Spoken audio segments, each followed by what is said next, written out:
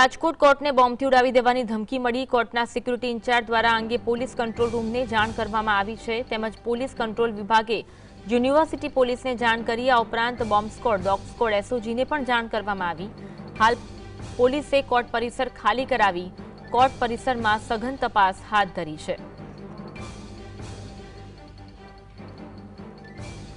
રાજકોટમાં કોર્ટમાં બોમ્બ હોવાની ધમકી આપવામાં આવી છે। રાજકોટ કોર્ટને બોમ્બથી ઉડાવી દેવાની ધમકી આપવામાં આવી છે। તપાસ એજન્સીઓ સક્રિય બની છે। કોર્ટના સિક્યુરિટી ઇન્ચાર્જ દ્વારા અંગે પોલીસ કંટ્રોલ વિભાગને જાણ કરવામાં આવી, તેમજ પોલીસ કંટ્રોલ વિભાગે યુનિવર્સિટી પોલીસને જાણ કરી હતી। मोहम्मद विक्रम राजगुरु ए बाबत ईमेल आईडी लखेलू तो एना द्वारा RDX वगैरह लखेल जणावे बॉम्ब थी उड़ावी देवानी धमकी बाबतना ईमेल मळे छे।